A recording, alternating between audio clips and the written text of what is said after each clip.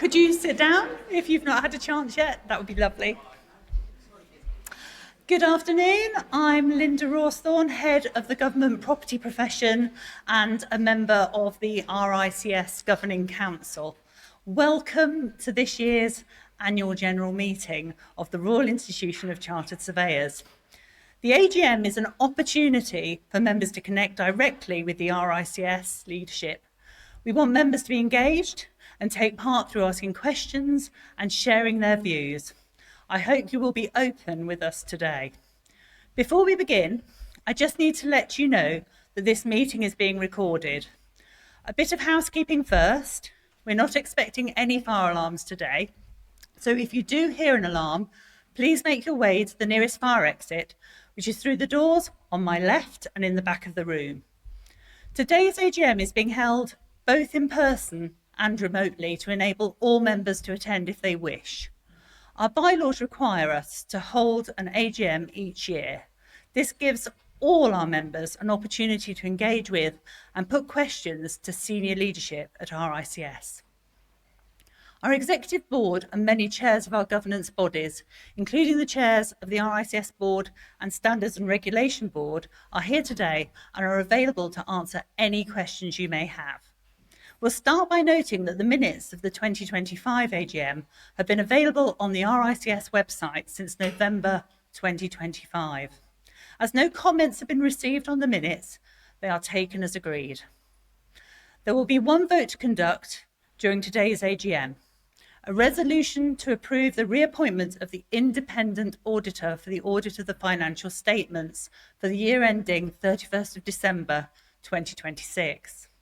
Please remember that only fellows, professional members and associates are entitled to vote on ordinary resolutions at the AGM.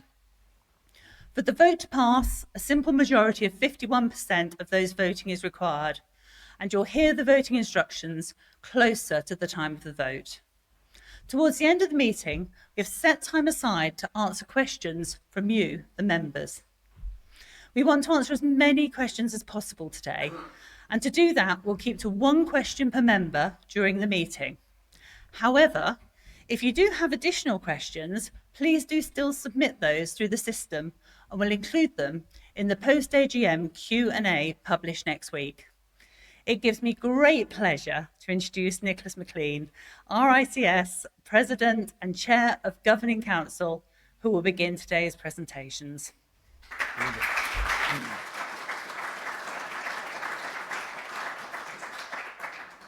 Linda, thank you very much. And she will be keeping us all in line today and conducting the proceedings during AGM. She, of course, said that we're not expecting a fire alarm today, but given it's 36 degrees out in Parliament Square, who knows? So I wish you a very cool welcome to this RICS headquarters today. Ours is a profession operating in a period of significant change. From rapid advances in technology and evolving client expectations to the challenges of skill shortages, sustainability, and housing delivery, the demands placed on our members continue to grow. 2025 was also a year of significant change for us here at RICS, with structural updates that have made us a more focused institution and we think better able to support our global membership. The purpose of these changes has been simple: to ensure that RICS is better equipped to support the profession through a period of significant change, but also importantly, significant opportunity. That work is reflected in the three themes that will run through today's AGM and the whole year: confidence, influence, and education. Confidence means supporting our members and strengthening trust in their skills, expertise, and professionalism. It means ensuring that RICS professionals continue to be recognised for the standards that they uphold and the value that they bring to their clients, communities, and the wider public, so that they have confidence in the profession and the services provided by us, their surveyors.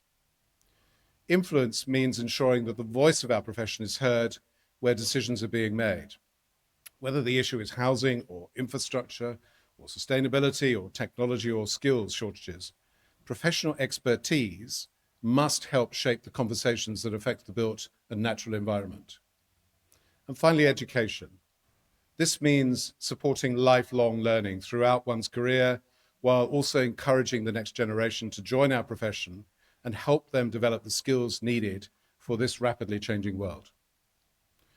I have to tell you that one of the privileges of serving as president has been seeing these themes come to life across all the geographies in which our members practice. And over the past year, I've had the privilege and the opportunity to meet with members and stakeholders around the world to champion our profession.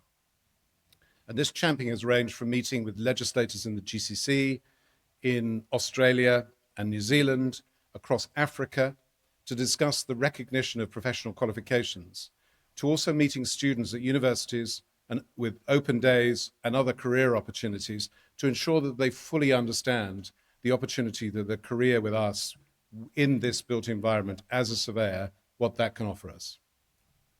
Although these conversations took place in very different settings, they reflected the same priorities: building confidence in the professional expertise that we have, increasing the influence of our profession, and investing in education and, of course, future talent. Today is an opportunity to reflect on the progress that we've made, but also to look ahead at the opportunities that need to be seized over the next year. So to begin, I'd like to welcome our CEO, Justin Young, who will talk in more detail about how RICS is championing and supporting our members around the world. Justin.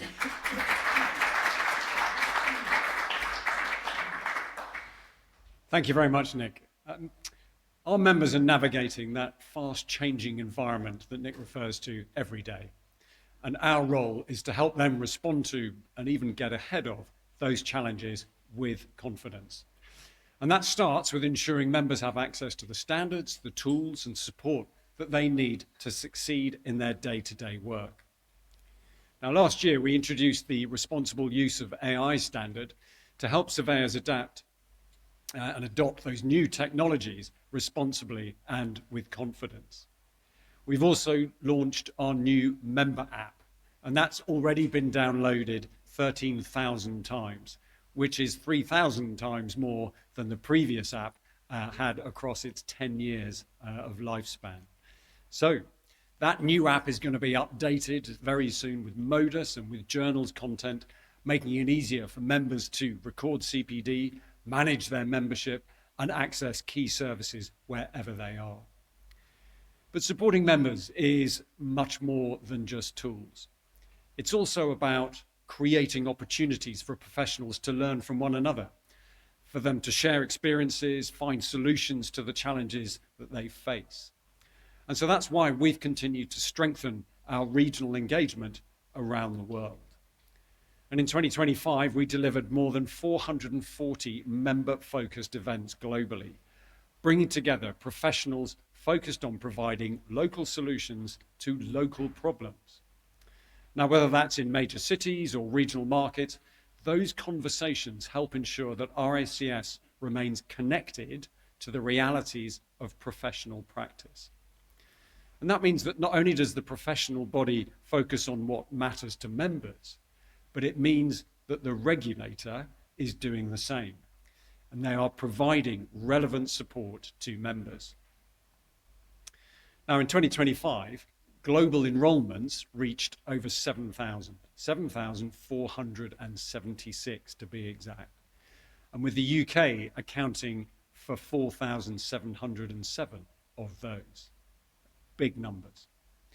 Outside the UK, the strongest growth came from the Middle East and North Africa, and that reflects the continued strength of the profession in that region.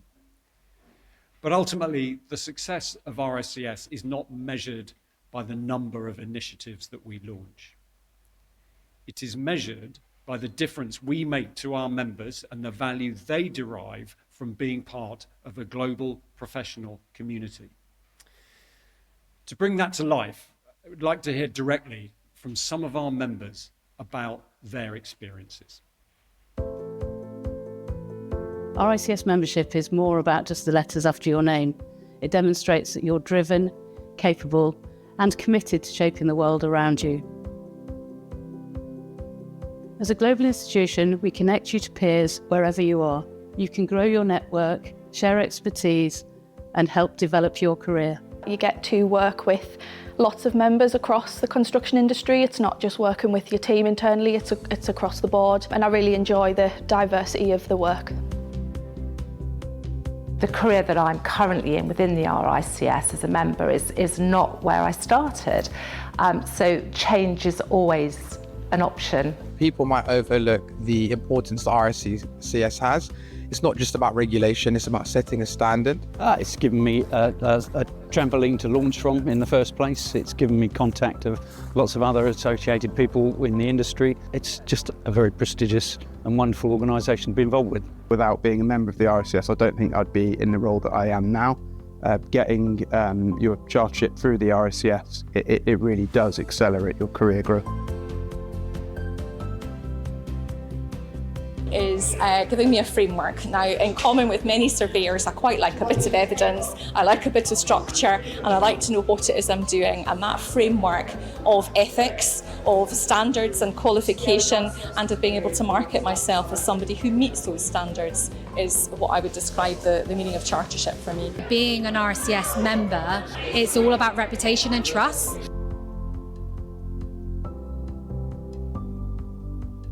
I've equally been opportunity to serve in developing policy framework for Minecraft, which is a piece of work to attract new talent into the surveying profession. And this has been part of the driving initiatives of the RICS to support new talent, to attract bright talent into the surveying profession. Together, we can make things change. We know that the future is changing. When we look at AI, when we look at sustainability, we look at valuation, we see that things are not going to be the same again. So we need the next generation of future leaders to work together with us.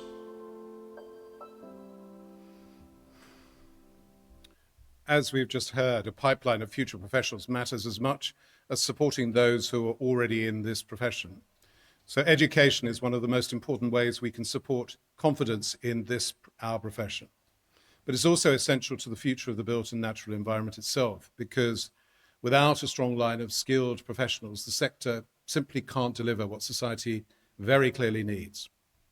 What needs support today is member skills, so that they can themselves develop new skills and stay cutting edge in their work.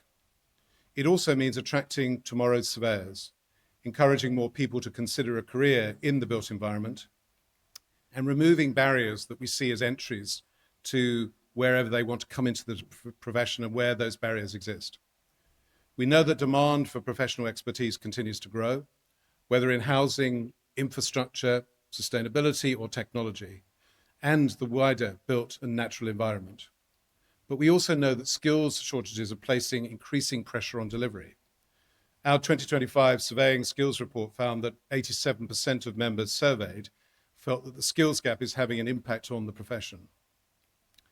That is a significant challenge for us, not only for the profession as it exists today, but also for the industries and communities that depend on us. So addressing this challenge requires us to think about education in its very broadest sense. It means supporting experienced professionals to develop new skills throughout their career. It means ensuring that new entrants have the knowledge, behaviors, technical expertise needed to succeed. And it also means making the profession more accessible without lowering the standards that we've all come to cherish. That's clearly very important to us. This is not something that our RICS, of course, can do alone. And that's why throughout the past year, we have brought together members, industry leaders, educators, and government to help identify practical solutions. And one example of this was our Skills Summit in October, where organizations including RICS, Skills England, the Cabinet Office, RIBA, ICE, and other industrial partners took place in a collaborative hackathon focusing on the future workforce. Senior leaders, rising stars, and students worked together to explore challenges ranging from, for instance, an existing aging workforce to low awareness of careers in the built environment. And what emerged from that was a very clear message.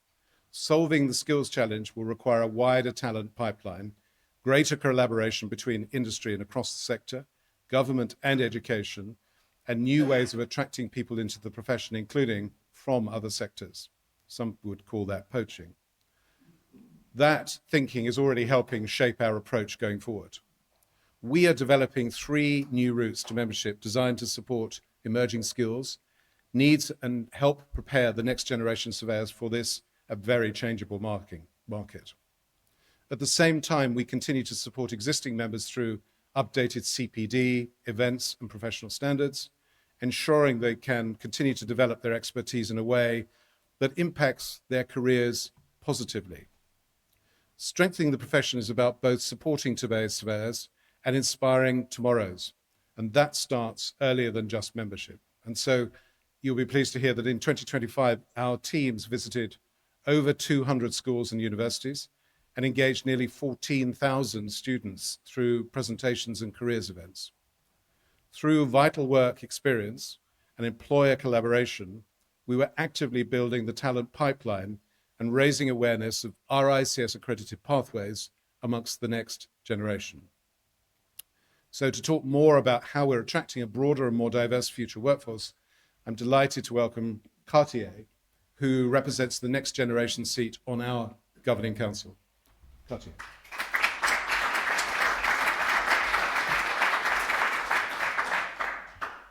Thank you, Nick. An institutional goal is to foster a diverse profession of surveyors globally. While we continue our efforts to gather data on the makeup of the membership, representation remains much lower than it should across many demographic groups and specialisms. And the industry is unfortunately struggling to attract and retain the talent needed to address skills gaps. We remain committed to tackling these challenges through deliberate, impactful, and sustainable initiatives. We've strengthened our collaborative approach to addressing these issues. Our Memorandum of Understanding with Be Inclusive professional body partners grew from 6 to 9 professional bodies, now representing more than 400,000 built and natural environment professionals around the globe. Our joint action plan is set to take us through 2030, focused on data and insights, talent pipelines, and industry culture. We hosted and supported events, big and small, bringing members and employees together to network, engage, and learn across our global regions. From roundtables with industry leaders in India to a joint event with Expo City's Women's Pavilion in Dubai.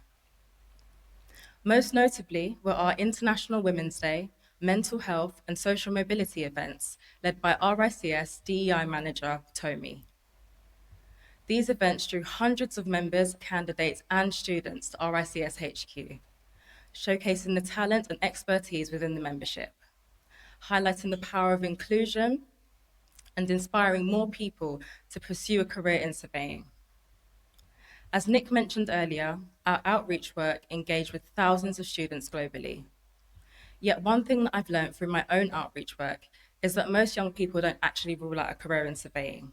They just simply don't know that it exists.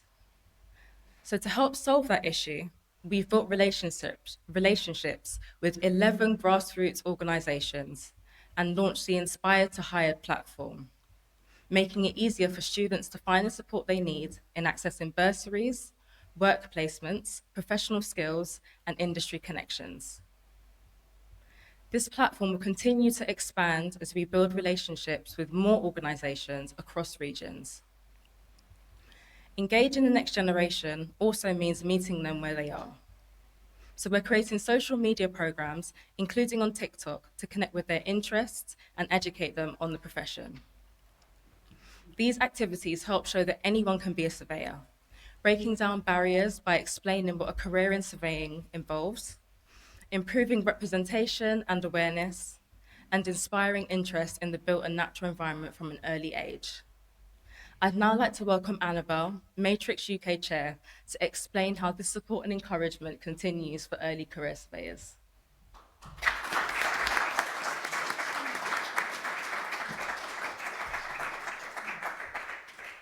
Thank you, Cartier. My name is Annabelle Huffer, and I'm the RICS Matrix UK Chair. I started my term recently, but I've served on the Matrix UK board since 2024 and as part of a local committee, Matrix Hampshire, since 2020.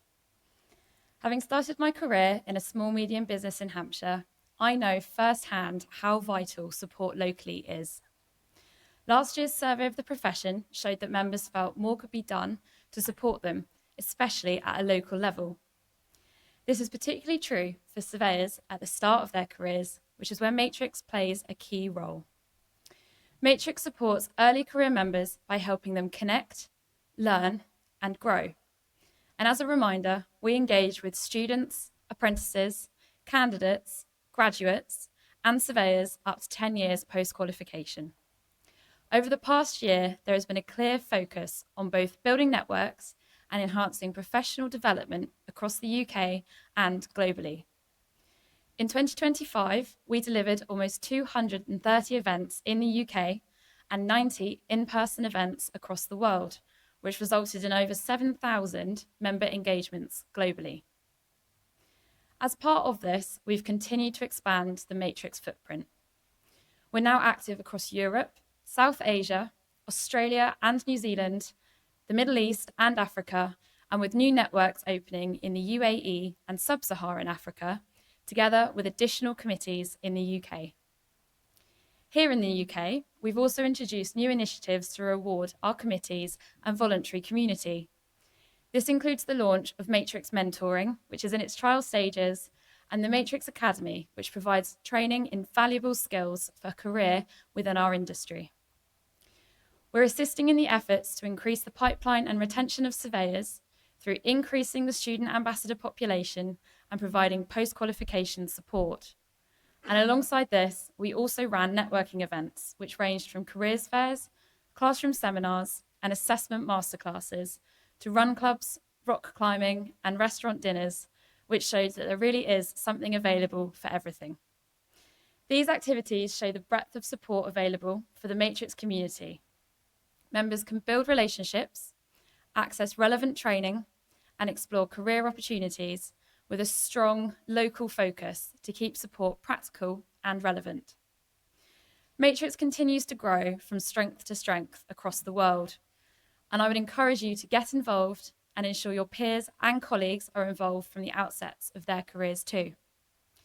I'd now like to invite you to watch the next video on the screen. We've asked Matrix members to share their thoughts on the benefits of getting involved.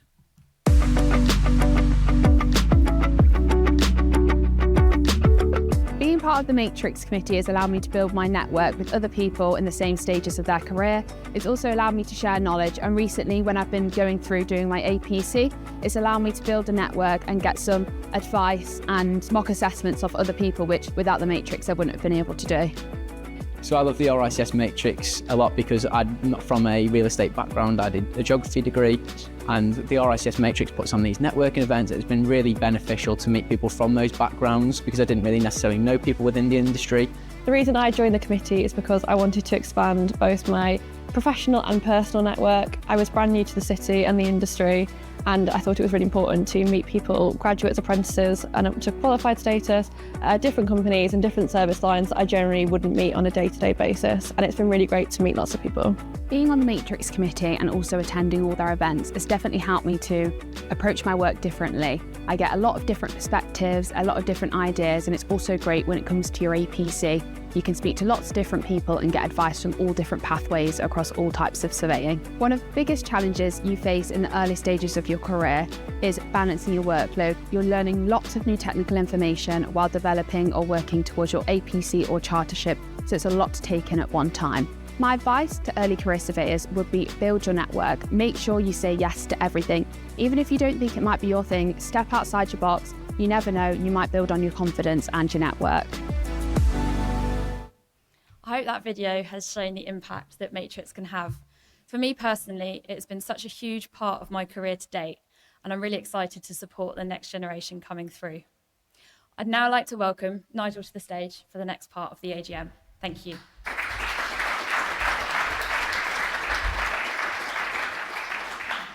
Thank you, Annabelle. Good afternoon. I'm Nigel Clark, the Chair of the Standards and Regulation Board. Confidence is one of the themes running throughout today's AGM, and it sits at the heart of everything that the Standards and Regulation Board does. We want members to feel confident in their skills, knowledge and professional judgment, and we want clients, employers and the wider public to feel confident in the profession and the standards it upholds. I'd like to talk about some of the work we've undertaken over the past year to achieve these objectives. Regulation exists to provide confidence in the profession. That purpose guides the work of the Standards and Regulation Board, and it remains central to all that work. To us, regulation is a shared responsibility, a collective commitment to work with industry experts to set clear standards, champion the skills and integrity needed to build and maintain trust, and ensure that these standards are upheld. Standards are not a constraint, though. They are an enabler.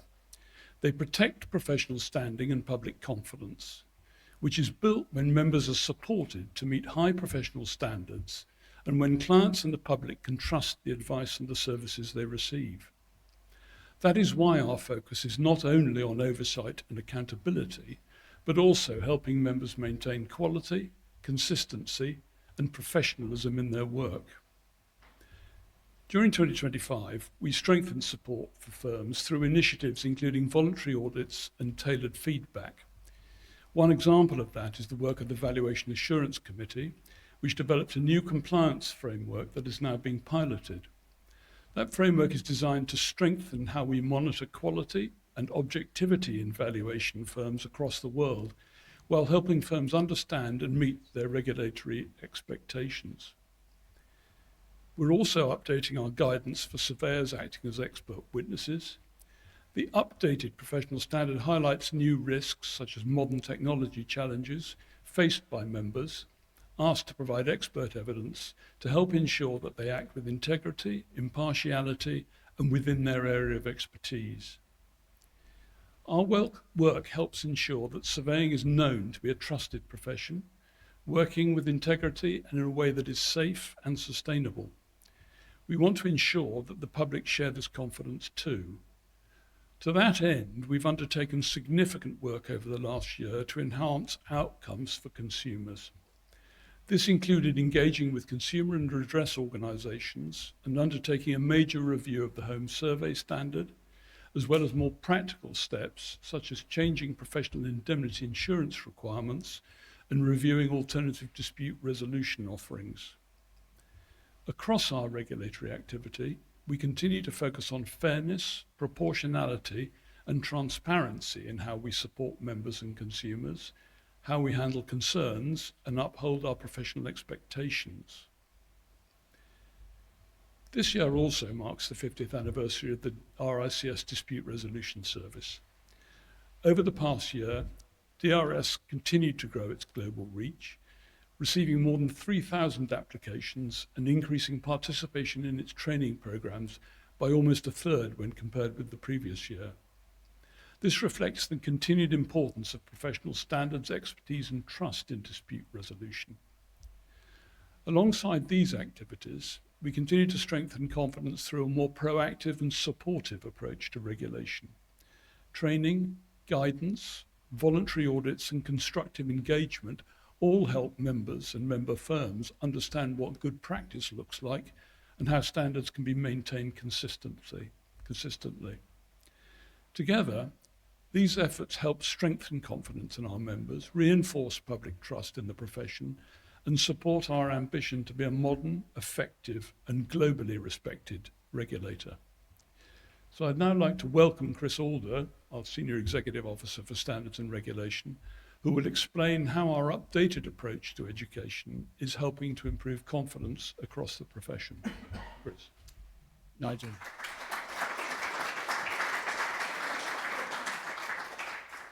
Yeah, Nigel, thank you. And following on from Nigel's presentation and perspectives, and Nick's comments earlier around our focus on education and confidence, the SRB has also raised expectations through our new CPD, the Continuing Professional Development Framework, which helps ensure members continue to develop their knowledge and skills in a changing economic environment. So a Standards and Regulation Board CPD steering group, chaired by fellow Peter Smith, reviewed RICS's approach to continuing professional development.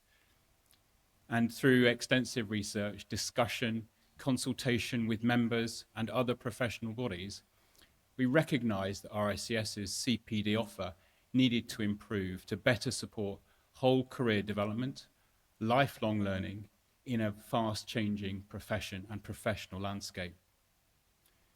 We introduced a revised framework focused on supporting members to help them reflect upon and improve their professional practice, and really encouraging meaningful and relevant learning, rather than CPD being seen as a checklist activity. The new framework introduces the ability to mandate topics in key areas such as data, technology, and sustainability to ensure members can stay up to date and are ahead of issues relevant to their practice. For sustainability, for example, we have an ongoing program now of webinars, for example, working with the Cambridge Institute of Sustainability Leadership, offering a training program in sustainable real estate. We've collaborated with the Chartered Institute of Technology to offer training on AI and technology. And furthermore, we have 2 products in development around building safety, which, for all we understand, are critically important. They're due to be launched in Q3 of this year. So the new framework, with the addition of these topics, helps members to clearly show how their learning improves their performance, also improves expertise, and ultimately helps to protect the public interest. Alongside this, as we've already heard, RICS has launched a new member app, making it much easier to manage professional obligations, including the logging and tracking of CPD on the go. And similarly, in being proactive and future-focused, we've delivered a major milestone in publishing the global professional standard on the responsible use of AI in surveying practice. This is important because it's the first across the built environment and across professional regulators. The standard provides guidance on due diligence, the adoption of AI, governance and control, helping members to embrace innovation while maintaining high professional standards and public confidence. The launch of that standard has been supported by training webinars, in-depth case studies and other resources, all of which remain available on the website. Now, regulation and CPD are 2 ways in which we maintain confidence in the profession. They are also both ways in which members benefit from the advantages of good regulation, as Nigel said, an enabler to professional practice. To explain how our technical standards also support this, I'd like to welcome Charlotte Neal, Director of Professional Research, and to the stage.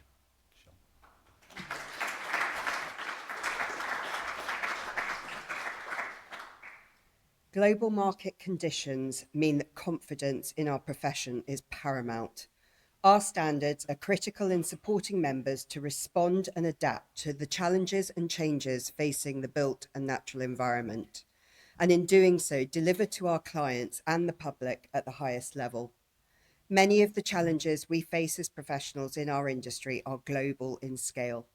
We as members have an important role to play in creating a sustainable built environment, and our standards give us the confidence to do so. Of course, we face other challenges, including those driven by technology. Our 2025 AI in Construction report found that nearly 3/4 of firms had not moved beyond initial discussions about AI adoption. While the opportunities are significant as members, we need that practical guidance that helps us responsibly and effectively implement these technologies. This is why our standards are key in supporting you. During 2025, we delivered 7 new or updated standards and 4 guidance documents, helping you navigate both emerging challenges and established areas of professional practice. In addition to the tech space and targeting another global strategic priority, the ESG and Commercial Property Valuation Standard provides a practical framework for integrating environmental, social, and governance factors into commercial property valuations. The continued international adoption of the Whole Life Carbon Assessment Standard is another example of how we're helping members lead through the way in decarbonising our industry. Demonstrating the weight our standards carry with key stakeholders, we were delighted that the Secretary of State approved our residential service charge code in the UK. Together with the Commercial Service Charge Standard, they enforce transparency, accountability, and consistency into service charge management and have been adopted across the industry. It is vital that our standards are relevant, practical, and implementable. They support members in their day-to-day work whilst being recognised by governments and influential organisations, helping build confidence in both profession and our members. Whilst our standards are set, professionalised and upheld by the Standards and Regulation Board, they are shaped by members themselves. The significant majority of you tell us that you are both satisfied with the quality and relevance of our standards, but also the opportunity you have to contribute through consultation and feedback. We have had over 1,000 comments across member meetings, roundtables, research and public consultation on the proposed update to the Home Survey Standard. These covered a wide variety of positions, and we are considering every piece of feedback in shaping the final outcome. This insight and engagement is invaluable in helping us to ensure our standards remain grounded in the real-world practice and continue to evolve alongside the profession and reinforce what sets chartered surveyors apart.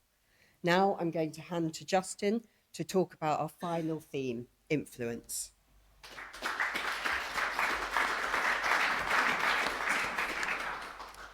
Thank you, Charlotte. So, as an institution, we have an important role to play in representing our members and our profession. So that's engaging with governments, with policymakers, industry leaders, and educators to ensure that professional expertise shapes the decisions that affect the built and natural environment.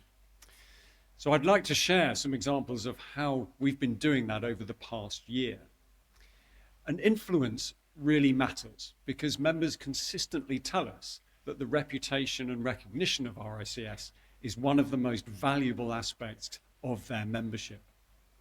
And through our survey of the profession, members highlighted the importance of professional recognition and the pride that comes with being a chartered surveyor. Maintaining that reputation depends on how effectively we engage with decision makers and ensure that the voice of the profession is actually heard. And so during the past year, RICS undertook 340 policy engagements, and that's just here in the UK, with ministers, with industry experts and members. And that included giving evidence at parliamentary committee inquiries on topics as diverse as building safety, ecology and planning reform. We held high-level discussions with government ministers on on subjects including upwards-only rent reviews, the single construction regulator, and consumer protection with retrofitting. We've also engaged on wider reforms affecting the built and natural environment, including retrofit, skills, as you've already heard, and leasehold and common hold. And one example I'd spotlight is home buying and selling reform here in the UK, where we have been present at all times at the table with the UK government. So we've been a voice for all our members, ensuring that firms of all sizes absolutely have a say. Those changes I referred to could make upfront information a more routine part of the transaction process within residential buying and selling, an area where expertise from across our membership will be essential in making those reforms work effectively in practice. Now, of course, as a global institution, our influence also extends well beyond the UK.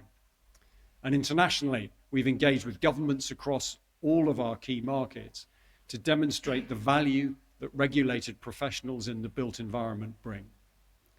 Because RICS membership is recognised globally, and that recognition matters in an increasingly interconnected world of personal services and professional services. We've also contributed to major international discussions through United Nations forums focused on urban development, housing and land management, and we've supported the launch of the Global Decade of Action for Fire Safety. We've also launched a global initiative with key industry partners called the Coalition for Life Cycle Emissions Alignment and Reporting, or CLEAR for short. And that's known that's going to be able to support decarbonisation across the built environment. So alongside all of that, RICS was also mentioned 20,000 times across the global media. And that helps ensure that views and expertise of chartered surveyors remain part of the public conversation on the issues that really shape our profession. But of course, influence doesn't just show and flow from the institutions. It's our members who exercise that influence every day. So I'd now like to hand back to Nick to talk about the vital role that members play as volunteers and in the way that they shape both RICS and the future of the profession itself.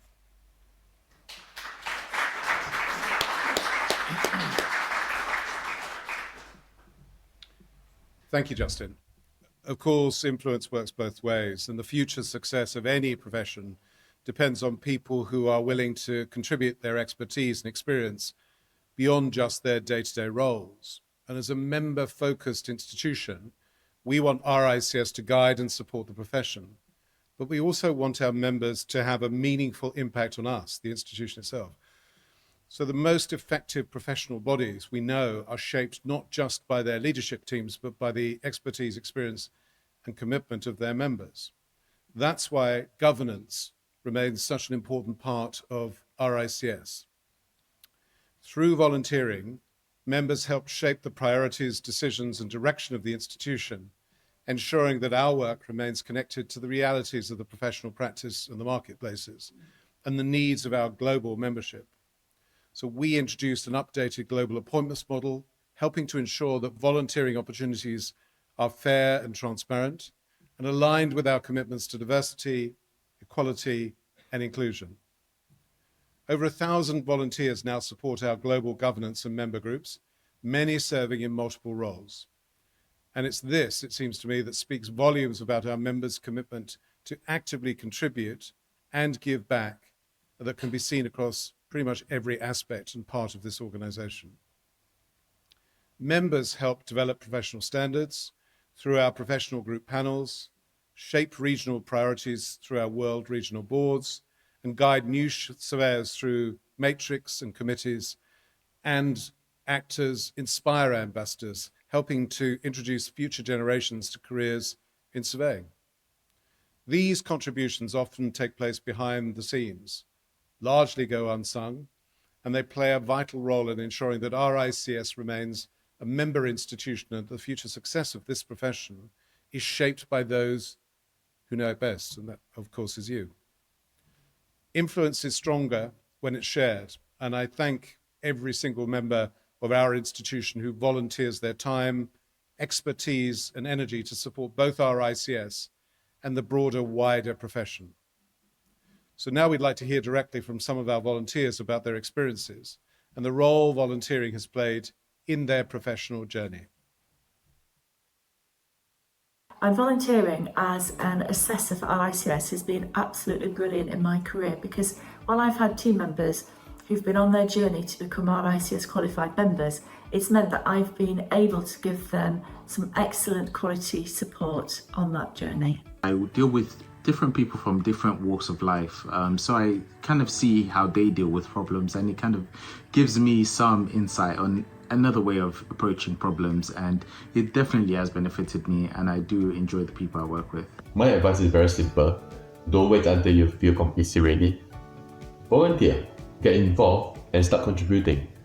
You may be surprised by how much you can learn and how much impact you can make to the industry as a whole once you start doing. I would really recommend this to somebody that would like to broaden their perspective, see what other people do in different walks of surveying, and give back to the profession a little bit.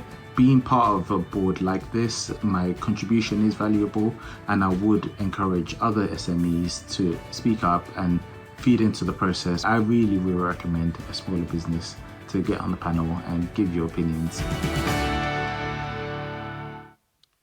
Of course, the Governing Council is another example of how members can get involved. And now it's the point of the AGM where we note the composition of the Governing Council for the remainder of 2026. As the highest governance body of the institution, the Governing Council plays a vital role in setting the strategic direction of our ICS and helping to ensure that we continue to serve our members, uphold professional standards that we're all so proud of, and so we can fulfill our public interest responsibilities. For me, as President and Chair of Governing Council, I'd like to take this opportunity to thank all the members of Governing Council and their hard work, commitment, and dedication throughout the year. And I can tell you they work very hard. And again, most of the work they do goes pretty largely unsung. I'd like also to extend the thanks to all of our volunteers around the world, whichever component of governance they serve on, whilst serving in governance role, contributing to professional standards, supporting regional activity, or giving of their time as counsellors, sponsors, assessors. To keep our pathways running, your contribution, our volunteers' contribution, strengthens both our ICS and the wider profession. And so finally, I'd like to take a moment to talk about Lionheart. This again, I think we hide under a bushel a wee bit. Lionheart is our independent charity for our ICS professionals, past and present, and all of their family members. Through their work, you can access tailored support ranging from confidential advice and emotional support to financial grants and legal assistance. Lionheart has recently released their annual impact report, and we've invited them to share an update on how they are making a difference. There are some hard copies of the report available in the library outside, or you can access it on the Lionheart website. This is your charity. But as a brief snapshot of the report, the teams at Lionheart have helped an average of over 160 people on any one day, providing support across 30 different countries worldwide. In terms of financial support, they approved grants of almost £400,000 to surveyors in crisis, as well as providing over 1,300 hours of counselling. So we encourage all our ICS professionals to reach out if they require support, no matter what that requirement is going forward. Throughout today's AGM, we've seen the breadth of work taking place across our ICS to support our members, strengthen the profession, and deliver in the public interest. But as the profession evolves, our ICS must similarly evolve with it. We can't simply rely on recent accomplishments. We must continue to develop and adapt to remain a trusted, relevant, impactful organisation for members around the world. And that, therefore, brings me back to an important milestone that we're celebrating this year and what it means to the future of our profession. So please welcome again, Charlotte. Charlie.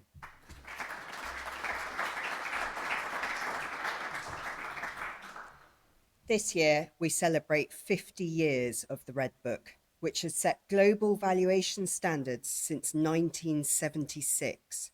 Its longevity reflects the trust and confidence placed in it by members and organisations worldwide, in addition to other key stakeholders such as financial institutions. It has provided a globally recognised and regulated framework for valuation for over 50 years. It ensures that consistency, transparency, professional ethics are embedded when valuing assets. Its influence is also driven by the fact that it is continually updated to reflect market, regulatory, and professional changes. It aligns with international valuation standards and embeds principles such as independence, objectivity, and clear reporting. The development of national supplements has helped ensure that surveyors around the world can benefit from tailored local support.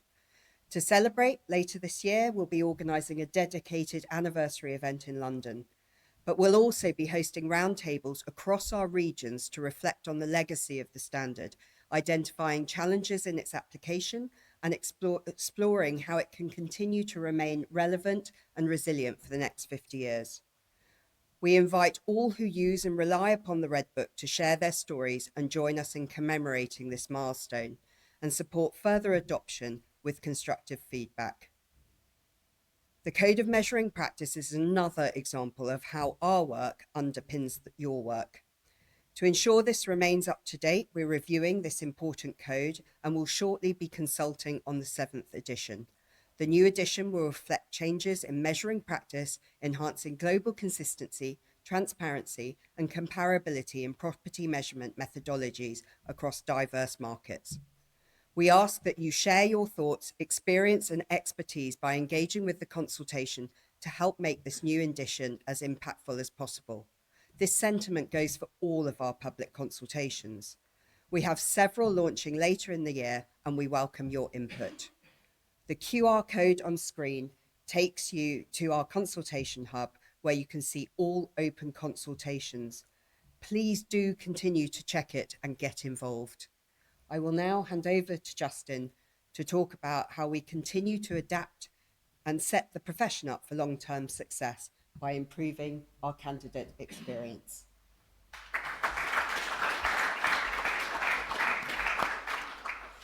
Thank you, Charlotte.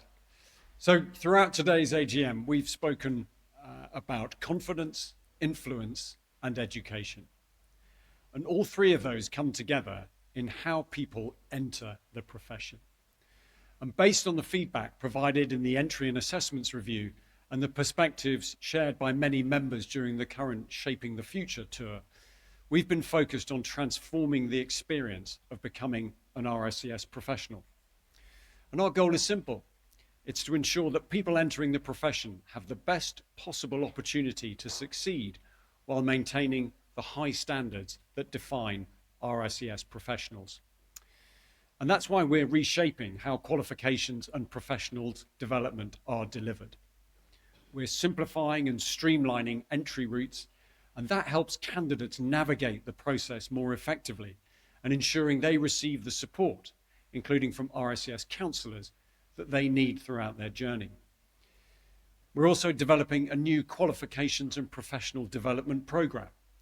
This takes a broader view of the whole candidate journey and wider system, focusing on the end-to-end experience of gaining an RICS qualification and ensuring that new members develop the skills, the knowledge, the behaviours that are required to succeed in a changing profession. And our ambition is to create a modern, a credible, a scalable assessment model, delivering externally validated professional qualifications that support the long-term resilience of our profession. And importantly, this approach does not lower standards. It's quite the opposite. By strengthening how qualifications and professional development are delivered, we can increase the confidence among members, employers, and the public while ensuring that future surveyors are equipped for the challenges and opportunities that lie ahead. And in doing so, we reinforce RICS's role in influencing positive change across the built and natural environment, and we help ensure the profession remains strong for the generations to come. But now returning to our current business. We're now going to move on to the financial statements. And so to take us through that section, I'd like to welcome our Chief Operating Officer, Debinder Hutchinson, and the Chair of our Audit, Risk and Assurance and Finance Committee, Mike Driver. Debinder.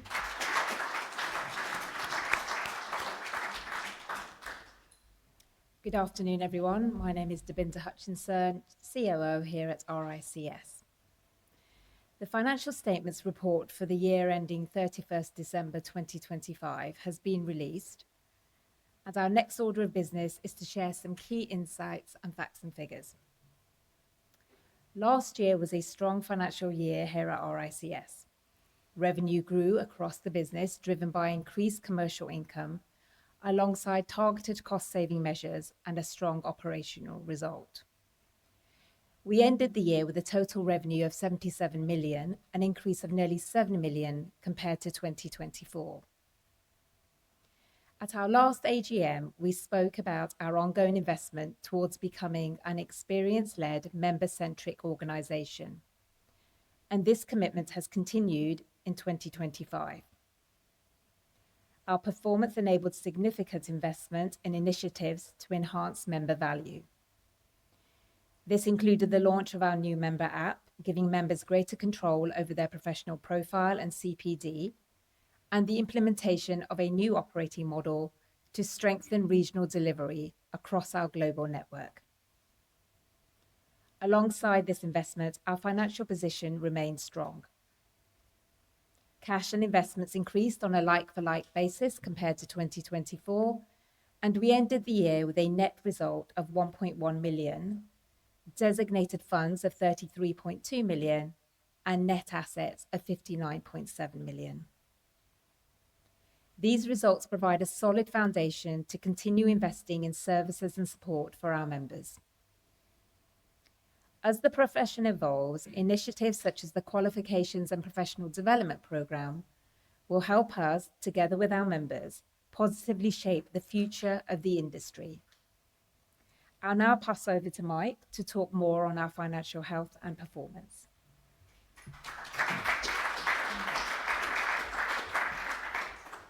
Thank you, Debinder. Our results demonstrate a very strong financial performance. That enabled us to invest into our strategic priorities and our projects without having to draw from our reserves or to seek to utilise overdrafts or borrowing. 2025 was a year of transformation for our RICS, which has also resulted in, I would argue, much stronger financial stability. This was driven by increased revenue, strong investment performance, and organisational efficiency achieved through our modernisation of the operating model. Our annual report and accounts are available via the AGM webpage. I am an accountant, so I'd recommend that you go and have a look at the accounts if you haven't had the chance to do so already. Thank you very much, and we'll now go to the member voting section of the meeting. Over to you, Nick.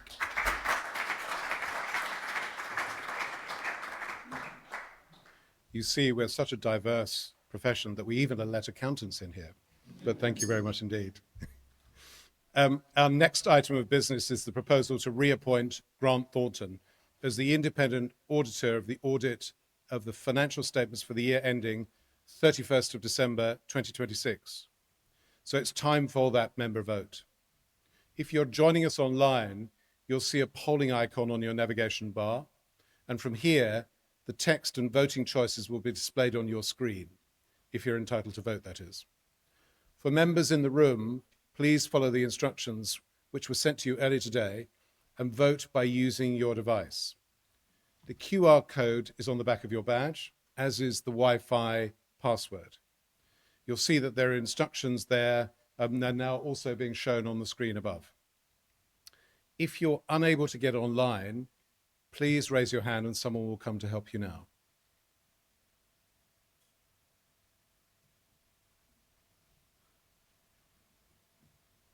So everybody who wants to vote is online?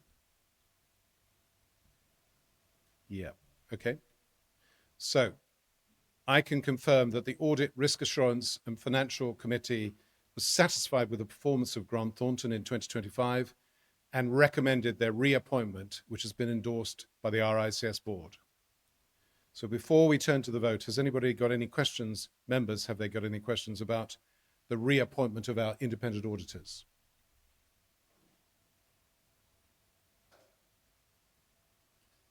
There are no questions in the room. So the vote will be as follows. Do you agree that Grant Thornton are reappointed as the independent auditor until the conclusion of next year's annual general meeting?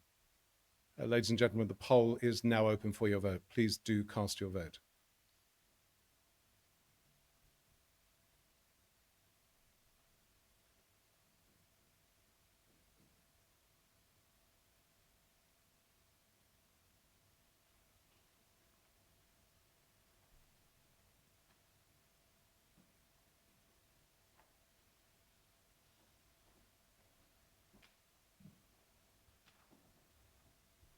I will be shortly closing the poll.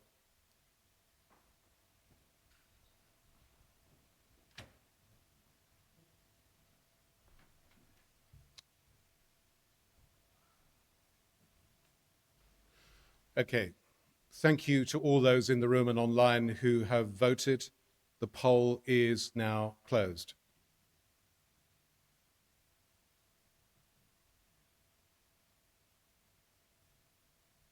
I'm pleased to say that the reappointment of Grant Thornton has been approved.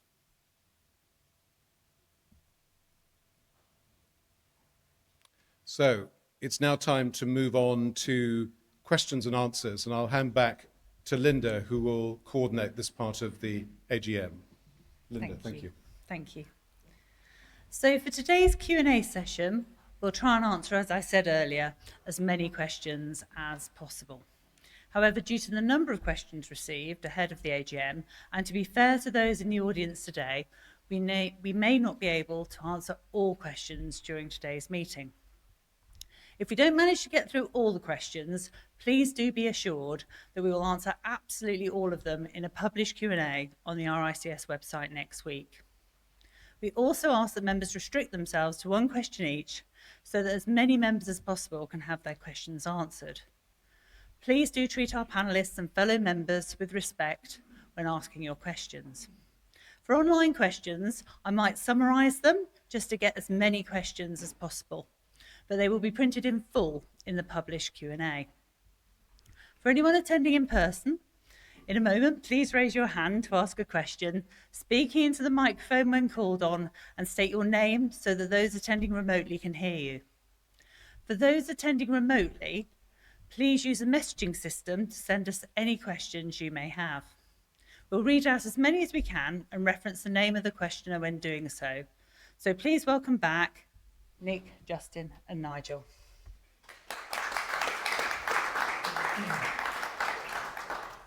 While we're waiting for questions to come through online, we're going to start with a couple of pre-submitted questions. So please do take a moment to think about any questions you might have. So the first question that has come in is from Charlie Wright, who says, following the entry and assessment report in 2024, can the board provide an update on the current status of the ASOC RICS to MRICS progression pathway for those without an RICS accredited degree? What work has been undertaken to date in relation to this specific cohort and the expected timeline for the revised route being made available to members? Can I start with you, Nick? Yeah, I'll start and then I'll hand over to my friends. This has caused quite a lot of interesting conversation going forward. So there are about 7,500 ASOC RICS members of the institution. And you heard me say earlier that we wanted to ensure that we remove all barriers to full membership. So we know how difficult it is to move from ASOC RICS to membership at the moment. So the work which is undergoing on revisions to our educational programs at the moment will be changed to ease that pathway, not reduce the standard in any way, but to allow a clear, driven pathway between an ASOC RICS member, for those who want to go that way, to full membership. That's not to say that there aren't members of this institution who want to remain and it suits them to be an ASOC RICS member, but there will be a clear pathway to membership going forward. I'd also like to sort of broaden that question out a bit as well and talk about perhaps in a little more detail some of the work we're doing on QPD, because that's clearly critical for how we bring people into the profession in the future. So we're doing some work on that now, and that is really focused on the assessment experience that candidates have. And so we're not only providing much more support to candidates in terms of counsellors that are going to be there to help guide them through, and I'm sure all of you who went through that process, I hope that you would have had good counsellors yourself and you'll know how important they are. So we're not only providing more guidance from our hub operation as well, but we're making sure that those counsellors, also the assessors themselves, are also trained or retrained as necessary. So that's some of the sort of making the experience better now. The really big piece of work that we're doing is what we're doing for the future. And that is going to be changing how people come into the profession into a very different method. So we want to make sure that it's equitable, we want to make sure that it's scalable, and it's got to be consistent. Because the current process clearly does drive a bit of inconsistency, because it depends who your assessors are, really, as to how things may turn out for you. So we need to get rid of that inconsistency. So the new model has some big factors in it around it being a much more modular approach. So again, if you need to take several years to get through to your APC and actually qualify, then you can do a module, and then perhaps because you've got work commitments, etc., you can move on to something else. but then you can come back and do another module, or however you need to do it. So a very, very different approach. It also becomes about RICS becoming a provider of qualifications, of globally recognized qualifications. And that's going to be really important for us as an organization to be able to reflect those qualifications on a global basis. Those are just some of the things about how we're changing the way people come into the profession. But that is a 12, 18-month process. This is a really, really big change. And, Linda, you've been very involved from a governing council perspective, so you can see the scale of what we're doing. Thank you. Yes, indeed. It was something that when we started looked quite chunky, and then when we looked at it as a whole system, became significantly more so, but it's the right thing to do. Thank you. I will take another pre-submitted question. So this is from William Salter. How does RICS see its role evolving globally in relation to governments, regulators, institutional investors, lenders, and the wider public sector in driving higher professional standards, ethics, competency, and consumer protection across the built environment sector over the next 10 to 20 years? I think we've all probably got something to say on that. Is there anyone who particularly like to start? I'd like to start with that. This is very important because one of the key objectives and one of the key advantages of being a member of the Royal Institution is the mobility of this qualification, this professional accreditation. But we are not the same. The territories in which our members work, which is about 76 around the world, are not all the same. And our RICS accreditation doesn't have the same level of governmental support. So a primary role that I've been doing since I stood into this role at the moment is talking to governments around the world. And I was in Brussels for the last 2.5 days, talking about ensuring that our RICS qualification has equivalence to local qualifications, whether that be in Australia, in New Zealand, in Europe, in the US. And part of the reasons why this is becoming extremely important to us is because we hear from members that for those who have an RICS qualification but no degree, then it's becoming increasingly difficult for visa qualification purposes. So we need to solve that. That's partly being solved through, as Justin said, through the changes to the educational program, but it's also partly coming as a result of dialogue with governments and regulators around the world. And that's what I'll be doing for the rest of my term. Yeah, I was just going to add to that, going to Justin's point earlier about influence, one of the things that we have found in the standards and regulation is in developing our relationships with regulators elsewhere, we've also now been talking to governments who are anxious to introduce improved regulatory schemes within their own countries and seeking actual professional advice from us on what kinds of schemes would work best for them and how they would work more generally. So that has been a powerful example of RICS influence in detail.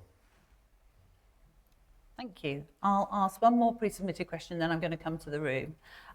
So Gulam Kedar asked, how does RICS intend to increase its influence with governments, clients, employers in the GCC so that chartered status delivers more tangible commercial and professional value for members working outside the UK? I don't know, Justin, if you're... Sure, and we've seen RICS absolutely go from strength to strength in the region.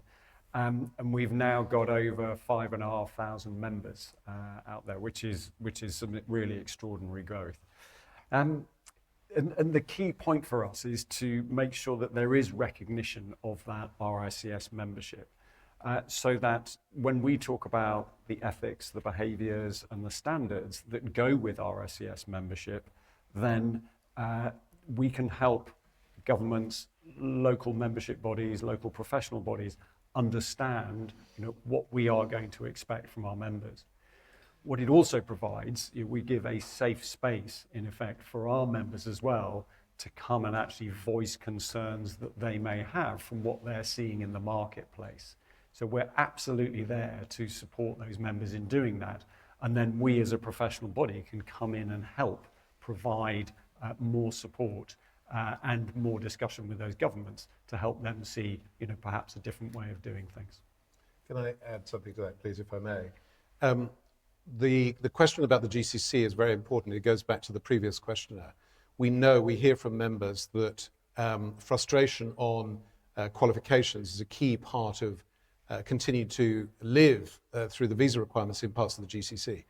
And so what we've been working on not just recently, but over the last few years, is to have the GCC adopt the Red Book, it's called in the UAE the White Book, as you will know, and have the similar standards adopted in Saudi by Takim, the asset management guidance adopted across the GCC. DRS is going to adopt DRS from Abu Dhabi and across, and what happens, as you will be aware, is the UAE is very influential in the way that RIRA and the other components of its regulatory authority operates across the GCC as a whole. So the key is to talk to government to allow them to understand the differential that our qualification gives the professionals in the marketplace. They want it largely because of our ethical standard. But we realize you may have pride in being a member of this institution, but that's not enough. We've got to give you a tangible, as the question says, advantage of being a member of this institution going forward. And it's that international recognition that I think goes some ways for the members operating outside of UK. Thank you. If I come to the room, can you put your hand up if you've got any questions? Towards the back, by the aisle. Say your name first, please. Okay, my name is Adebo Ade Oineye from Nigeria. My concern, I recognize the restructuring that has happened in the RICS, and I think one of the impacts that we've seen is the growth, as was reported, in the membership across Africa. But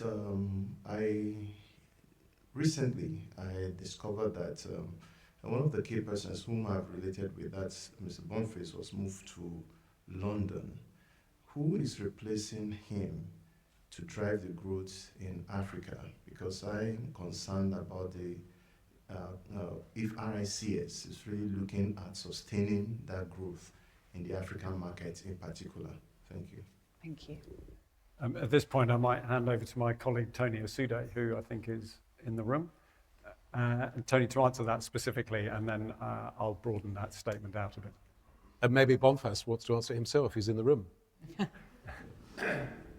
Thank you, Debole, for that question. It's a really good question. Boniface is in the room, and we didn't actually move him to London. I think he wanted to move to the UK with his family, and he's more than welcome. He's still part of the RICS family. Nigeria is still a very important country for RICS, and we've seen the growth in that. And there's a lot of work we've been doing, both with the Nigerian RICS body, but also in government. And you saw the visits and events we had in the early part of this year. We're currently looking at resourcing across Middle East and Africa. We just recently appointed a new market director for that region, and one of the first jobs he's going to be looking at is how we resource and how we structure. So just on pause at the moment, not forgotten, and soon to be actioned. So thank you, Tony. That's very helpful, and welcome, Boniface, and nice to see you here. I did want to kind of broaden that question out a little bit, because it talks to the regional empowerment agenda that we have going here at RICS. So I was very keen when I arrived to make sure that we become a truly global organisation, as opposed to a kind of UK organisation that has some global outposts, and that's reflected in all the kind of global standards that Charlotte was talking about earlier and that we've been referring to. So what we're doing now is a move to pushing decision making, to pushing budgets, to making sure we have the right headcount, etc., of RICS staff out in the regions near where the members are, so that local decisions about local activity can be made in those local areas. So that's very much a key thread of what we're trying to do, and we'll be continuing to do more of that. Tony mentioned the market directors. So we've appointed new market directors in APAC, MEA. We've got 3 of them here in the UK because of the scale of the organisation here in the UK. And the great thing is, out of those 5 people, 4 of them are members of the institution. So, you know, again, making sure that the RICS team fully understand and are fully relevant with what members need. So there's a lot more of that going on, and as I say, we will continue to move in that direction so that we have locally relevant activity happening in conjunction with the members who are on the country board, the regional board, you know, the practice group locally, and so on. So it's that really close collaboration between the RICS team and local members to deliver what the members need. Thank you. Any other questions in the room? Towards back left. Thank you. Richard Johnson.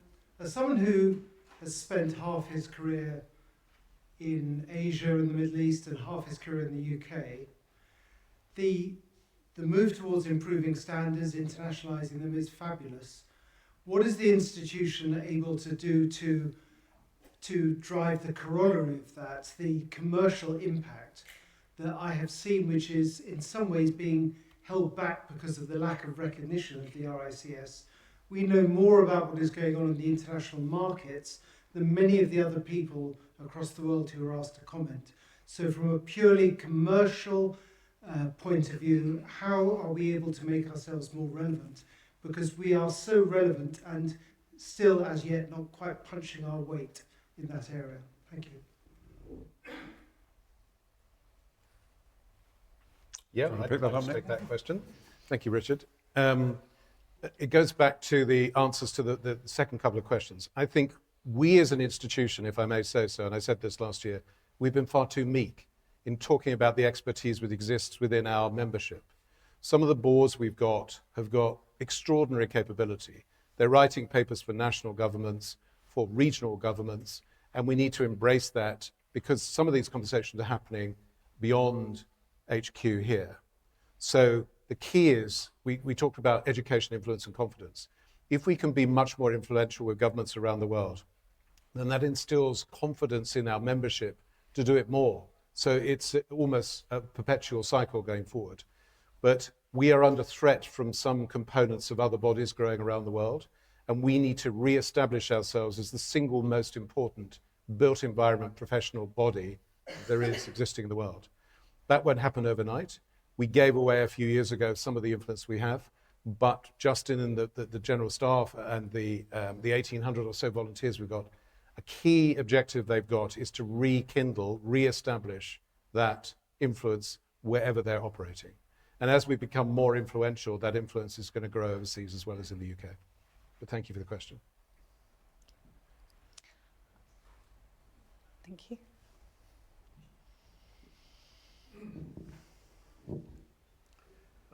Right.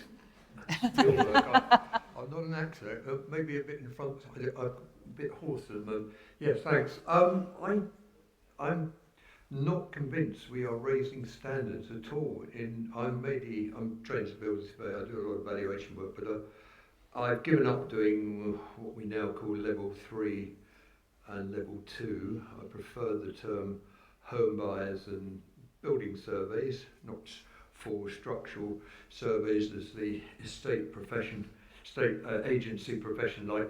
And I've read one or two recently, a couple from some relations, and one of my relations said, I don't think it's worth the paper it's written on. And I said, well, I'll print it off and have a look at it. And I rang back and I said, I tend to agree with you.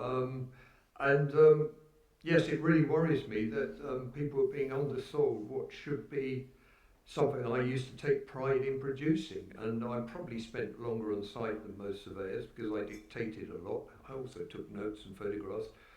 I didn't normally get sued for it, but I think if you had litigious clients, some of our profession could get sued very easily. And I don't think we're raising the standards, and I don't do them anymore, and fees have suffered, and people will not use us unless we raise the standard and produce a document that's actually worth reading and doesn't just suggest getting all these other so-called professions to do work that a surveyor, a properly trained building surveyor, should be doing. And I'm very adamant about that. I will send some reports to whoever wants to read them, the RICS, to I think prove my point. So I'm not convinced. There seems to be a lot of complacency that the standards are right. I'm not convinced. I'm not saying every surveyors carrying out are bad. Of course not. And everyone can have a bad hair day. But I'm not convinced we're raising the standards whatsoever. I wonder, is it worth perhaps just, Nigel, do you want to talk about the sort of how those can be dealt with, and then we might hand over to Charlotte for the actual standards piece itself. Sure, thank you for the question, because I think this is really crucially important. One, there is a lot of work going on at the moment about reviewing the home survey standard. And on the back of that, and there are clearly differing points of view as to how rigorous that standard should be. There are some balances that have got to be struck in not producing a standard that's so gold-plated that a lot of people who are currently doing it can't afford to do it, and small business suffers as a result. So there are some points that have got to be argued about, to be gone through, and that's very much for the surveyors, as it were. It'll come to the SRB, but not until the profession has been quite clear about what it thinks the right place to be is. There is then, I have to say, a serious amount of communication that needs to be done, if nothing else, to reassure the public about what to expect, and secondly, to make sure the profession itself understands what the public expects and how to meet that. Complaints arise when people's expectations are in some way or other not met or confounded. And we need to actually get people to understand how to come together so that there's clarity on what a survey does when someone commissions it in the first place. They know what sort of survey they've commissioned, because they do vary, and their needs will be different anyway, depending on what it is they're doing it for. All of that is part of the process, so it's not enough simply to have a new revised standard. It's going to be absolutely critical to talk much more broadly to the public as a whole and to the profession, saying, can we all now be quite clear about what it is people should be doing and what's expected of them? It's a very good point, and it's a really big piece of work that needs to be done. Charlotte, did you want to add anything? Obviously, we have quite a rigorous process. Would you mind us waiting for the microphone, Charlotte, because then the online joiners can hear you. Thank you. Obviously, we have a very rigorous process that we follow when we're creating standards or reviewing them. And to talk about the home survey standard, we took feedback from the market, we looked at changes in technology, and obviously guidance that came through from our regulatory colleagues who obviously review anything that is reported to them. I would actually encourage you to share your findings, because one of our obligations as a qualified chartered surveyor is to refer things to regulation when we don't see that things are correct. And within certainly the home survey standard, we undertook a number of roundtables. We've had some research undertaken when we initially started looking at it, and we have followed a very robust public consultation. I know that there are members who are waiting with bated breath for the updated standard. The reason that has taken a little bit longer is we have literally over 1,000 responses that we are going through line by line to consider them with the expert working groups to make sure that they are practical and proportionate in terms of what the final version of the home survey standard that will be coming to you will look like. We're a long way through that process now, so we're hoping that the final version will be with you soon. It's all right having standards. I think people probably but it's enforcing it. So the law could take its. I'm really sorry. I'm so sorry. I just know that we've got quite a lot of questions waiting. Would it be okay to take that forward? And I appreciate that. And I think it's not that we don't want to have the conversation. I'm just aware of the number of topics that we want to cover today. So thank you so much.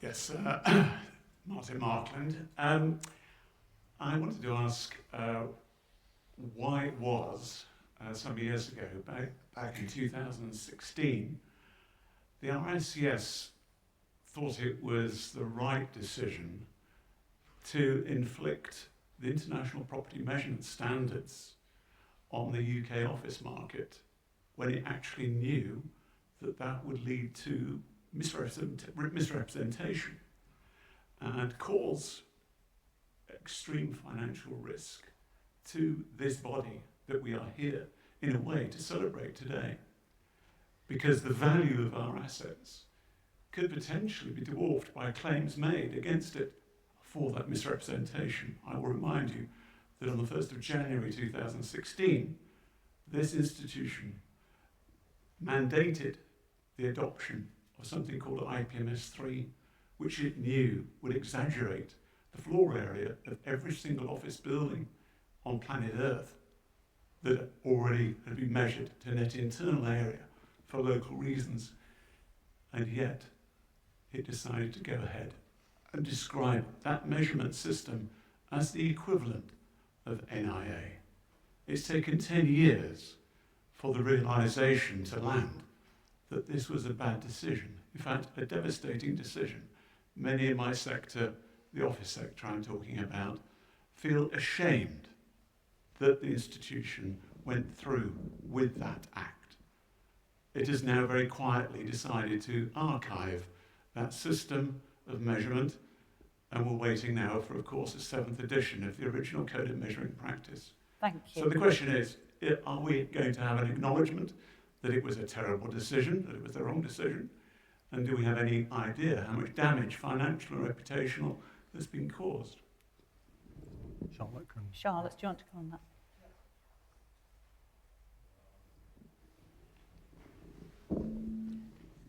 So in May 2015, the RICS Property Measurement First Edition was introduced, which played an important role in aligning the RICS standards at that time to IPMS. Following feedback, the final edition allowed for members to actually depart from the RICS property measurement where it was contrary to clients' instructions. So that's always been a possibility, and I've actually seen that in practice, which I'm sure many of you have. The reason that in 2016 it was withdrawn was because IPMS, which is an international coalition, has had a number of individual IPMSs, so residential and office are just to name but two of them, and actually we withdrew our guidance in relation to them because IPMS actually provided an all buildings standard. So, and as you rightly say, we have our Code of Measuring Practice update at the moment. IPMS still remains an all buildings standard, but equally, as I've just said, we have an ability to depart from it if it's in line with your client's instructions. Thank you. Yeah, we're going back to the online questions. So we've got one from Anthony Walker.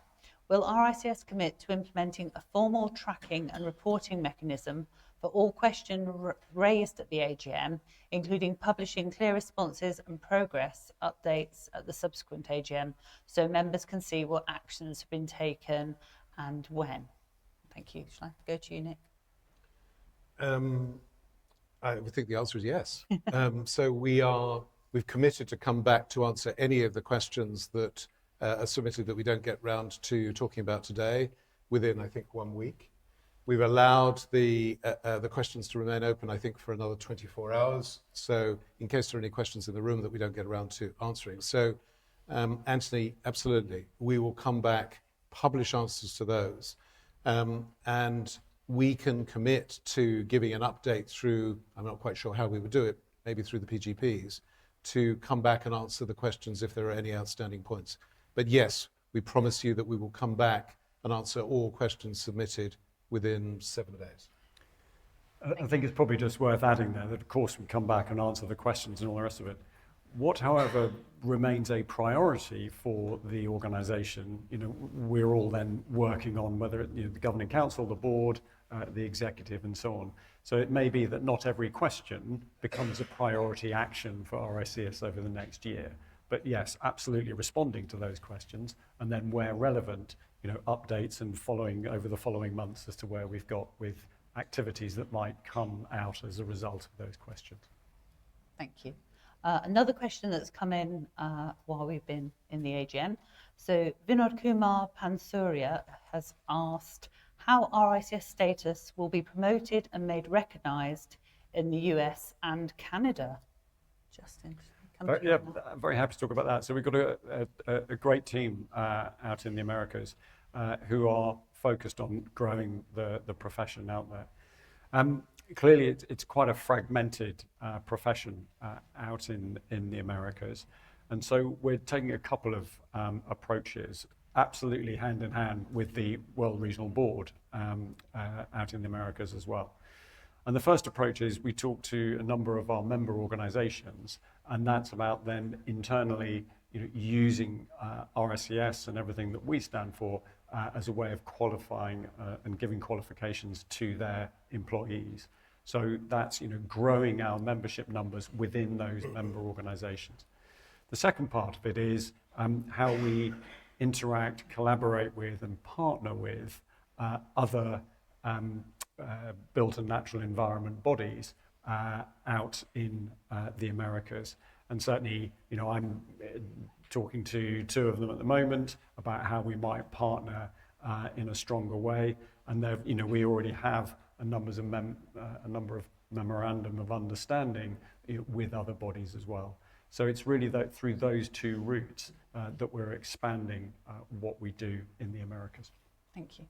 Yes. Sorry, can I have another comment? You can have another. Thank you very much. Yes. The US is a very important potential market for us. And during COVID, we were invited by the Fed, actually, to talk to them about national federal regulation, not state-by-state regulation, which, as the questioner asked, is extremely important to allow mobility of the qualification across state lines. We were asked to do that because of the anxiety that the US government had about people coming from one state to another to conduct work which was then shoddy or very poor, and how did state authorities enforce the standards. So those conversations happened during COVID. We had some very interesting conversations. I suspect that they won't progress during the current administration. But I think we have Maureen coming into office, who replaces me as president, based in Chicago. And a key objective that she will have going forward is to look at membership in the Americas, particularly the US, and work on that to grow membership. And that will involve conversations with the US government at whatever level to emphasize the advantage of cross-state regulation of qualifications. So this is a key topic, great opportunity for us, and will be taken forward, I think, very strongly next year. Thank you. Another question that we've had has come in from Shehu Muni Abadanli. And what is said is, as cost certainty becomes increasingly difficult due to inflation, exchange rate volatility, delayed payments and technological disruption, what practical steps should the quantity surveying profession take to remain the foremost authority in construction cost management? That's a good question. Is there anyone who particularly wants to start on that? In the absence of anyone else, I'll take it. This is a very important point, because it goes back to the questioner who talked about the potential enforcement of quality of building surveys, home surveys, et cetera, et cetera. So unless we remain cutting edge, then we're dead as a profession. Because the expertise, the experience we have is very important to the future credibility of this as an institution. And that's one of the key objectives that the PGPs have got, to look at what we can do to remain cutting edge, to make sure that whether you're a very large practice or an SME, keep up to date with evolution and developments and information coming.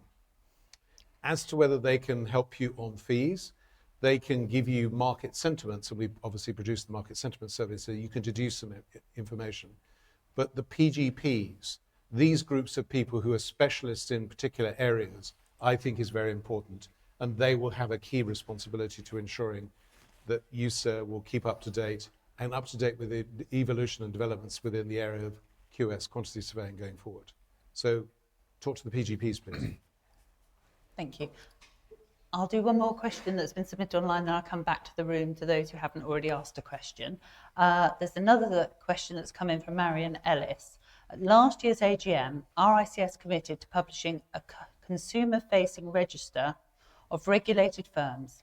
Can RICS confirm a specific delivery date and confirm what interim measures will be introduced to protect consumers in the meantime, and what accountability structure exists for all commitments made? Nigel, is that one for you? Well, actually, Justin might like to preempt, because there is something already in existence, and then I'll talk about future plans. It's definitely worth talking about, whilst the new register is being created, the fact that we do have, in effect, an interim register at the moment. And hopefully you'll have seen them on our website, but there's the Find a Surveyor platform, which now only has regulated firms on it. And there's also the Find a Member capability on the website as well. So again, that shows anybody who needs to go and look whether a firm or indeed an individual is a member of RICS. So we do have a version of it in existence at the moment. But for the future, Nigel? Well, I think it is a core feature of all regulation that the public should be able to, it's in the public interest, the public should be able to see who it is who's being regulated. So actually a register is critically important. And it isn't just a register of regulated firms, it's also a register of regulated individuals as well. It's not something that you couldn't just turn around and say, no, we'll just put on every single member of the RICS, because actually the register needs to tell you a bit more than that. So, for example, in some professions, you become a member of the profession by passing a straightforward entry exam. There's only one exam, there's only one sort of professional, so everybody on the register is actually the same kind of that kind of professional. But you only have to look at the medical profession to see how complicated that becomes quite quickly. There are any number of different sorts of doctors, and at various stages in their careers, they pick up additional credentials, additional training, additional skill sets, and they become a different kind of doctor, or they have additional things they can do which other doctors can't do. The register says that, and anybody who's looking at it, whether they're seeking to employ that person or they are a patient who wants to know more about who may be treating them, can look at it and understand what it is the person has the skill set to do. Surveyors are in many ways equally complicated. The surveyor's career is a complex thing. People acquire different skills as they go along. They may enter the profession by a different route in the first place and be a different kind of surveyor right from the word go. They may also acquire credentials as they go, which are important parts of the register where people who are looking at it, who want to employ them, for example, or to engage their services, can see and understand who it is they're dealing with. The other critical feature is that if you have a register, it must be accurate. You can't have, it has to be therefore updatable and updated regularly. Those are quite complex things, and you have to get it right before you start. So it is a big piece of work, but it's a critically important piece of work, and it is underway. It is going to need member engagement to do it, because just as the public need to see that and understand it, the register must also make sense from the point of view of members. If it contains, things that members think are particularly foolish, it's not going to carry much credibility. So underway, needs engagement from everybody, but it's a serious piece of work. Thank you. Any other questions in the room? One at the back. Handily near the microphone. Hi, this is Abdullah Faisal. So you've mentioned about Saudi Arabia or GCC market. I would like to ask about how does Saudi is going through its own standards and regulations. My question is, how does RICS adapt to such regulations and standards?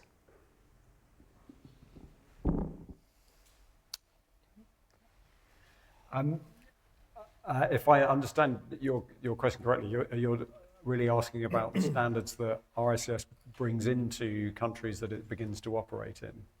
And that, as we referred to before, is where we really go to support our members who are already there and provide them with what they require from a professional body. So, the growth in Saudi Arabia particularly has been pretty extraordinary over the last few years. And the membership has gone from, I think it's about 200 to, I think we're now about 1,300. So, feel it's on us to actually very much be out there supporting those members. Again, to provide all of that information, knowledge, education to those people who wish to be working in this sector and also particularly wish to become members of RICS. but also to have that interaction with governments and help those governments understand that these are the international global standards that people wish to operate by. And of course, governments are very receptive to that because it means that they become more attractive to international investors. And as we know, particularly in the GCC region, very much those governments are now turning outwards thinking, right, of course we've been self-funding for many years, but now we need to attract some international investment. And so the global standards that we provide really enable them to do that. Thank you. So I mentioned Takeem earlier on. I think that's a pretty interesting example of how we work with in a new territory with new government-backed entities. So the Middle East board worked with Takeem over a period of 6 years or so to be right at the heart of those agreements about what Takeem enforces and how it upholds standards. And we've got other conversations going on at the moment with a part of the government looking at geospatial, land surveying, land management, et cetera, That's a piece of work which just doesn't look at a particular project. It looks at developing a standards-based future for people who want to come into that part of the profession. And there are conversations that we had at an FIG meeting in Cape Town a few weeks ago about how else, particularly organizations like PIF, who are responsible for the giga projects, can use standards, particularly how they apply to nationals, Saudi nationals, and bring them into the workplace at the moment. So we talked about, if we establish this, what proportion of Saudi nationals need to be involved in this process.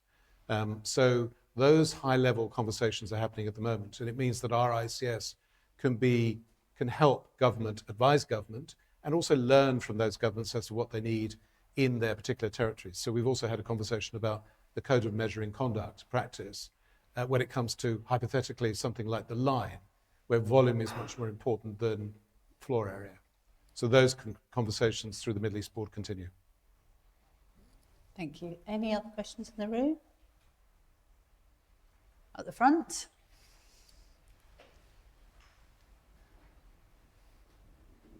Thank you. Kevin Foster. So I asked this question in the context of the UK and a declining pool number of young people entering the workforce.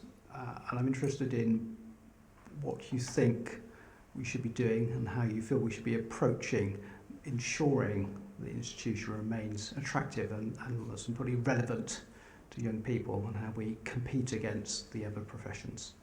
Thank you.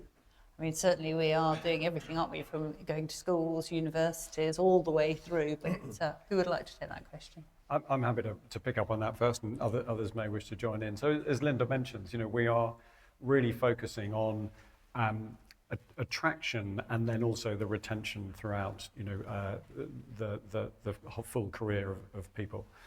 And for me, the attraction needs to start very early, and I think that's in secondary schools. Some people say it should be primary schools, but it's all about mobilizing the members to go into their local schools, with the tools and so on that we're providing, to infuse young people as they're thinking, very, very early on about things like GCSE choices, and I'm talking very much UK here, but those sorts of beginning to do those national exams, which might then sort of start them on the right path. So that enthusiasm, and if I'm honest, I don't mind if they hear about surveying or architecture or engineering or whatever, as long as they hear about the built and natural environment at that stage and what an impact it has.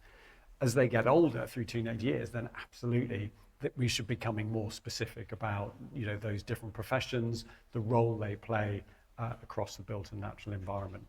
So for us as RICS, it's about mobilizing the membership to get in amongst the schools, and then similarly that goes on into tertiary education as well, whether it's universities or the educational establishments that are providing apprenticeships and those sorts of things, or it's T-levels or whatever it is. So at every stage, there's also a real push on our members and member firms to take on apprenticeships or to sponsor people through T-levels and so on, and provide those training days that are required. So it really is, it's for the organisation to provide the tools and so on, but this is where we need boots on the ground, and so we rely on members to go in and actually do that engagement. Thank you. Do you want to- Obviously, I have the irritating habit of wanting to answer every question, so I'll just give my pennyworth. Your question has got a very important foundation. What is going to be the future of education going forward? Can we rely on undergraduate entry to this profession? Do we have to rely more on the fellow senior professional route coming in? We know that potentially the number of undergrads at university at the moment is going to decline over the next few years. So we're asking a question in creating this new educational pathway as to whether our concentration on undergraduates or apprenticeships or some form of day release is the right way to go ahead. But modularization, I think, is the most important, because we need to make sure that, as I think Justin said earlier, we take down all the barriers to entry. So if, for instance, you're working in hydrocarbons in the northeast of Scotland at the moment, you want to come into the built environment, you have no intention of going back to do a master's or a first degree, how do you become a surveyor? So we have to modularize the educational pathway into this profession to take account of those life experiences which are going to be beneficial to our industry, our profession, our institution going forward. But the key question we're asking at the moment with the launch of this new QPD process is, what's going to be the future of education going forward? Because it's going to require a very significant investment from RICS to get it right, and we don't want to blunder and spend our money, your money, wrongly. And that's something that Governing Council is going to be focused on during their summer meeting this year, but very important for the future of this institution. Thank you. Just say, I mean, last month I went to High Wycombe, where a secondary school had pulled in all the adjacent secondary schools for a big career fair, and I had a stand with some RICS merchandise. And I just say, as members, if you do get a chance to go, the actual joy of explaining to people what a surveyor does and giving some examples for your own career makes for a very enjoyable evening, and hopefully surveyors for the future. And if you go to the university or school, take food. Fantastically seductive. And presumably something for them to take it away with. Thank you. I'm just going to go back to some more questions that have come in. So we've got a question from Rosemary Silver. An article in the Times on the 18th of June 2026, which some of you may have seen, portrays the RICS on the back foot and in a poor light in terms of failure to regulate unprofessional and/or uninsured residential surveyors and unqualified people advertising they are RICS members for residential surveys.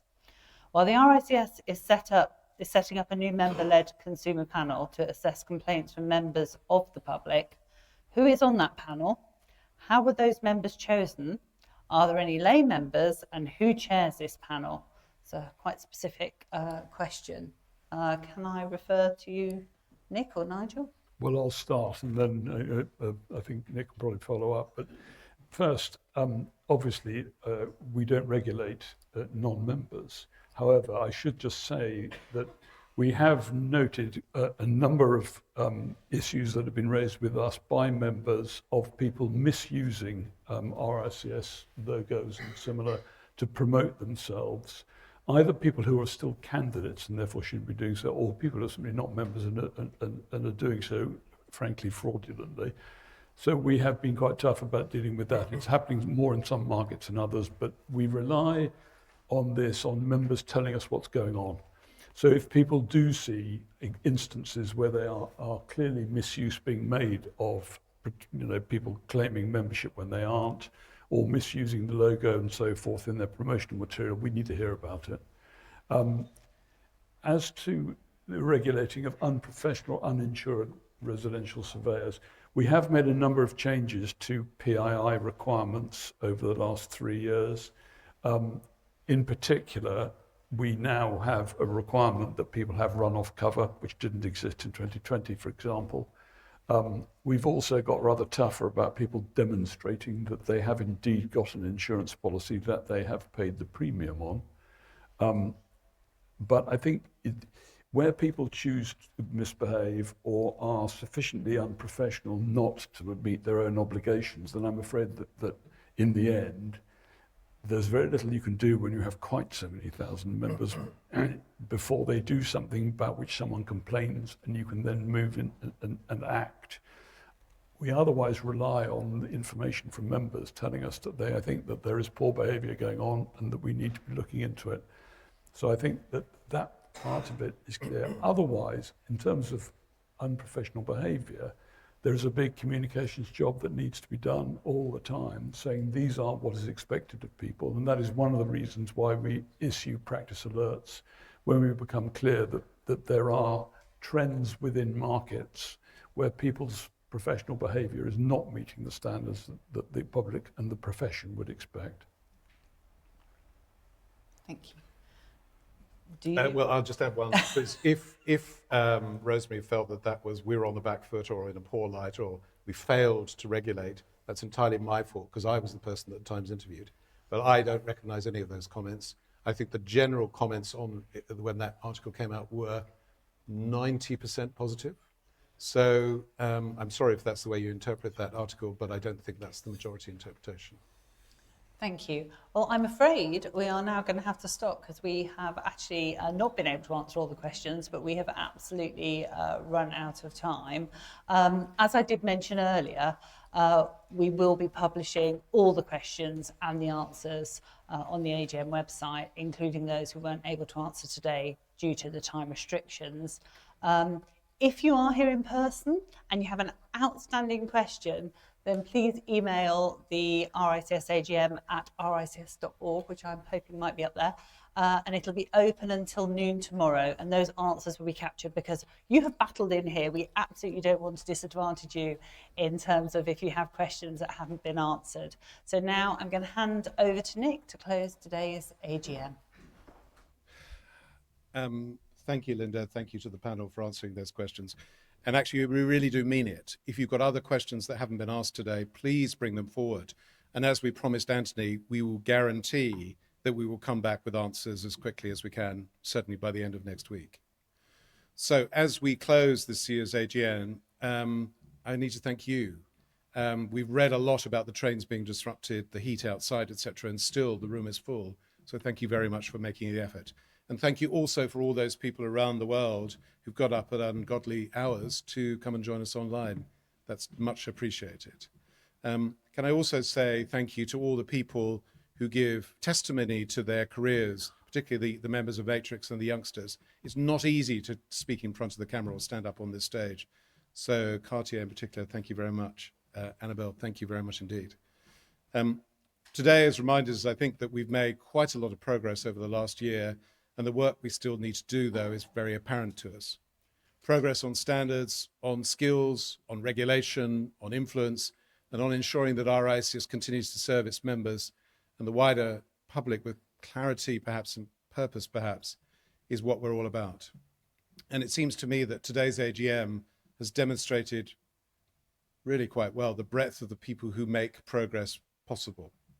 Members, volunteers, staff, stakeholders in partnership and together with the next generation of surveyors, all playing a role in shaping the profession that continues to make a positive difference to society, and one I think that we're all pretty much proud of being a member of.